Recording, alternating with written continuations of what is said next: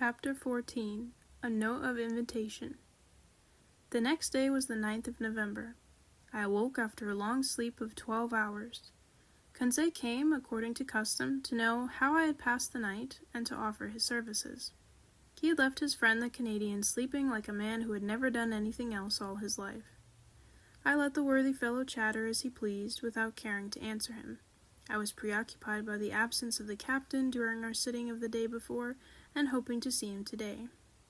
As soon as I was dressed, I went into the saloon. It was deserted. I plunged into the study of the shell treasures hidden behind the glasses.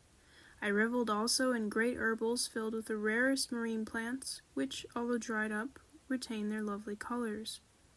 Amongst these precious hydrophytes I remarked some vorticellae, pavonare, delicate cerames with scarlet tints, some fan-shaped agari, and some natabuli like flat mushrooms, which at one time used to be classed as zoophytes. In short, a perfect series of algae. The whole day passed without my being honored by a visit from Captain Nemo. The panels of the saloon did not open. Perhaps they did not wish us to tire of these beautiful things. The course of the Nautilus was east-northeast, her speed 12 knots, the depth below the surface between 25 and 30 fathoms. The next day, 10th of November, the same desertion, the same solitude. I did not see one of the ship's crew. Ned and Conseil spent the greater part of the day with me. They were astonished at the inexplicable absence of the captain.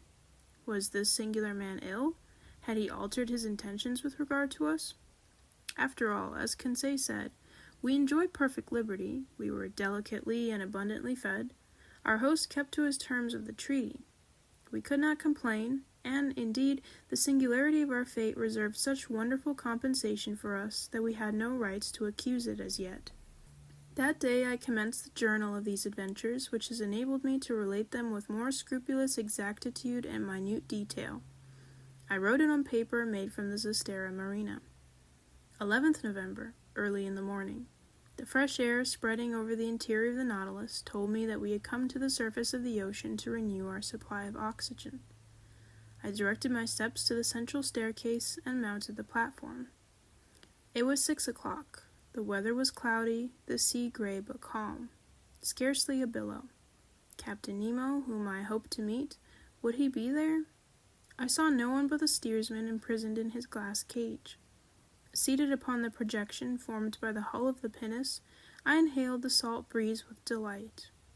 By degrees the fog disappeared under the action of the sun's rays. The radiant orb rose from behind the eastern horizon. The sea flamed under its glance like a train of gunpowder. The clouds scattered in the heights were colored with lively tints of beautiful shades, and numerous mares' tails, which betokened wind for that day. But what was wind to this Nautilus, which tempests could not frighten? I was admiring this joyous rising of the sun, so gay and so life-giving, when I heard steps approaching the platform. I was prepared to salute Captain Nemo, but it was his second, whom I had already seen on the captain's first visit, who appeared. He advanced on the platform, not seeming to see me. With his powerful glass to his eye, he scanned every point of the horizon with great attention. This examination over, he approached the panel and pronounced a sentence in exactly these terms. I remembered it, for every morning it was repeated under exactly the same conditions. It was thus worded: Nautron respec lorni virch. What it meant I could not say. These words pronounced, the second descended. I thought that the Nautilus was about to return to its submarine navigation. I regained the panel and returned to my chamber. 5 days sped thus, without any change in our situation. Every morning I mounted the platform. The same phrase was pronounced by the same individual, but Captain Nemo did not appear. I had made up my mind that I should never see him again, when, on the 16th November, on returning to my room with Ned and Conseil, I found upon my table a note addressed to me. I opened it impatiently. It was written in a bold, clear hand, the characters rather pointed, recalling the German type. The note was worded as follows: 16th of November, 1867. To Professor Aronnax, on board the Nautilus. Captain Nemo invites Professor Aronnax to a hunting party, which will take place tomorrow morning in the forests of the island of Crespo. He hopes that nothing will prevent the professor from being present, and he will with pleasure see him joined by his companions. Captain Nemo, commander of the Nautilus. "A hunt!" exclaimed Ned. "And in the forests of the island of Crespo," added Conseil. "Oh, then the gentleman is going on terra firma?" replied Ned Land. "That seems to me to be clearly indicated," said I, reading the letter once more. "Well, we must accept," said the Canadian. "But once more on dry ground, we shall know what to do. Indeed, I shall not be sorry to eat a piece of fresh venison." Without seeking to reconcile what was contradictory between Captain Nemo's manifest aversion to islands and continents and his invitation to hunt in a forest, I contented myself with replying, "Let us first see where the island of Crespo is." I consulted the planisphere, and in 32 degrees 40 north latitude and 157 degrees 50 west longitude, I found a small island, recognized in 1801 by Captain Crespo, and marked in the ancient Spanish maps as Roca de la Plata, the meaning of which is the Silver Rock. We were then about 1,800 miles from our starting point, and the course of the Nautilus, a little changed, was bringing it back towards the southeast. I showed this little rock lost in the midst of the North Pacific to my companions. "If Captain Nemo does sometimes go on dry ground," said I, "he at least chooses desert islands." Ned Land shrugged his shoulders without speaking, and Conseil and he left me. After supper, which was served by the steward mute and impassive, I went to bed, not without some anxiety. The next morning, the 17th of November, on awakening, I felt that the Nautilus was perfectly still. I dressed quickly and entered the saloon. Captain Nemo was there, waiting for me. He rose, bowed, and asked me if it was convenient for me to accompany him. As he made no allusion to his absence during the last 8 days, I did not mention it, and simply answered that my companions and myself were ready to follow him. We entered the dining room where breakfast was served. "Ameranax," said the captain, "pray share my breakfast without ceremony. We will chat as we eat." For though I promised you a walk in the forest, I did not undertake to find hotels there. So breakfast is a man who will most likely not have his dinner till very late. I did honor to the repast. It was composed of several kinds of fish, and slices of holothuridae, excellent zoophytes, and different sorts of seaweed. Our drink consisted of pure water, to which the captain added some drops of a fermented liquor, extracted by the Kamchatka method from a seaweed known under the name of Rhodymenia palmata. Captain Nemo ate at first without saying a word. Then he began. "Sir, when I proposed to you to hunt in my submarine forest of Crespo, you evidently thought me mad. Sir, you should never judge lightly of any man. But, Captain, believe me, be kind enough to listen, and you will then see whether you have any cause to accuse me of folly and contradiction."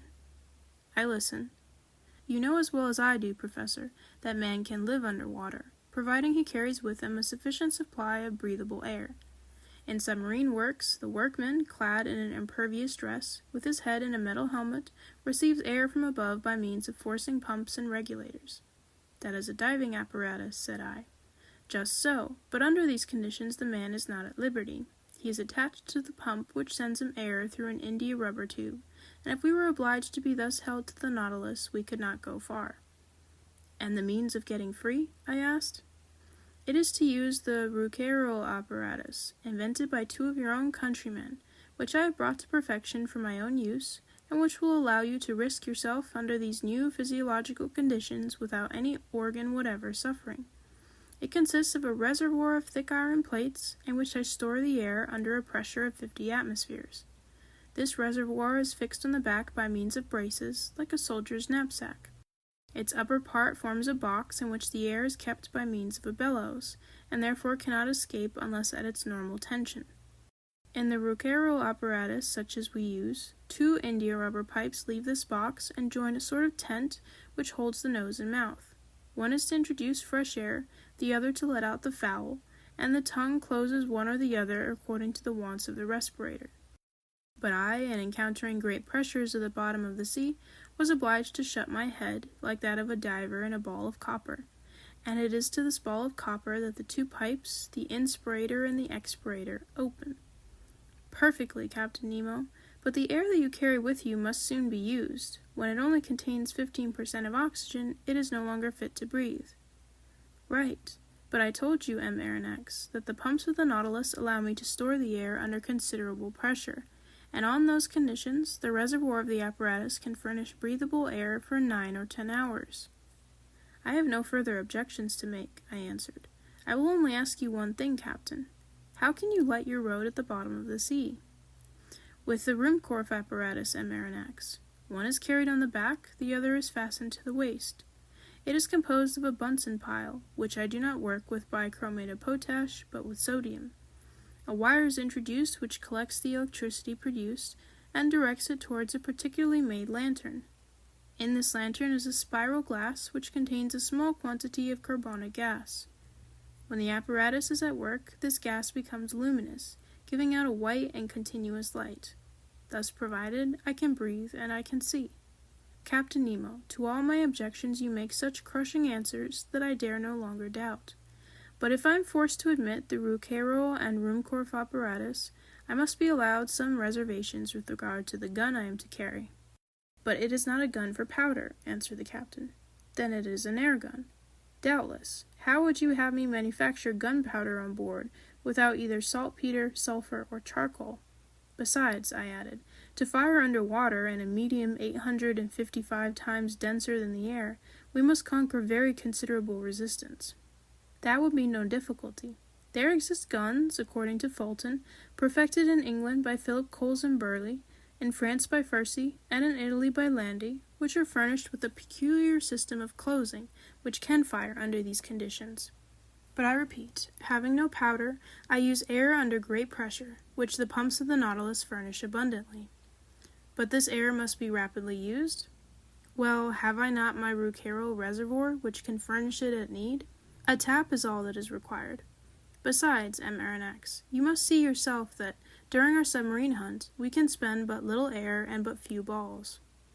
But it seems to me that in this twilight, and in the midst of this fluid, which is very dense compared with the atmosphere, shots could not go far, nor easily prove mortal. Sir, on the contrary, with this gun every blow is mortal, and however lightly the animal is touched, it falls as if struck by a thunderbolt. Why? Because the balls sent by this gun are not ordinary balls, but little cases of glass, invented by Leniebrock, an Austrian chemist, of which I have a large supply. These glass cases are covered with a case of steel and weighted with a pellet of lead. They are real Leyden bottles, into which the electricity is forced to a very high tension. With the slightest shock they are discharged, and the animal, however strong it may be, falls dead. I must tell you that these cases are size number 4, and that the charge for an ordinary gun would be 10. I will argue no longer, I replied, rising from the table.